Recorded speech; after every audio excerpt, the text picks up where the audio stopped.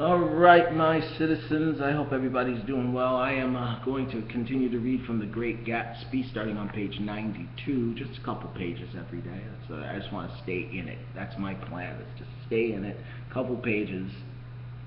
Just do that until the end of my contract here. Try to get this book under my belt. We're in Nick Carraway's house.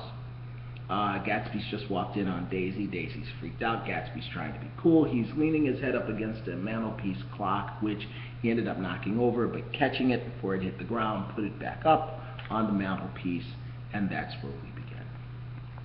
Page 92. Great Gatsby, F. Scott Fitzgerald. "I'm sorry about the clock," he said. My own face now had assumed a deep tropical burn. I couldn't muster up a single commonplace out of the 1,000 in my head. "It's an old clock," I told them idiotically. I think we all believed for a moment that it smashed in pieces on the floor. "We haven't met for many years," said Daisy, her voice as matter-of-fact as it could ever be. 5 years next November. The automatic quality of Gatsby's answer set us all back at least another minute. I had them both on their feet with the desperate suggestion that they help make me tea in the kitchen when the demoniac Finn brought it in on a tray. Amid the welcome confusion of cups and cakes, a certain physical decency established itself.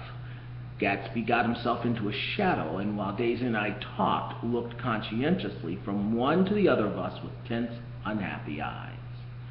However, as calmness wasn't an end in itself, I made an excuse at the first possible moment and got to my feet.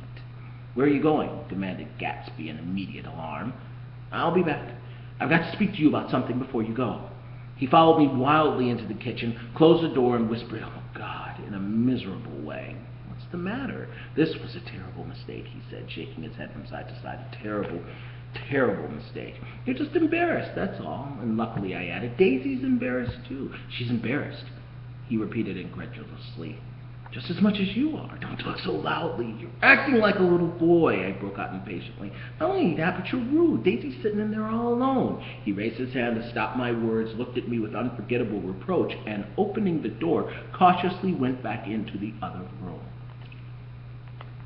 I walked out the back way, just as Gatsby had when he made his nervous circuit of the house half an hour before, and ran for a huge black-knotted tree whose massed leaves made a fabric against the rain. Once more it was pouring, and my irregular lawn, well shaved by Gatsby's gardener, abounded in small muddy swamps and prehistoric marshes. There was nothing to look at from under the tree except Gatsby's enormous house, so I stared at it like Kant at his church steeple for half an hour. A brewer had built it early in the period craze about a decade before, and there was a story that he'd agreed to pay 5 years' taxes on all the neighboring cottages if the owners would have their roofs thatched with straw. Perhaps their refusal took the heart out of his plan to found a family.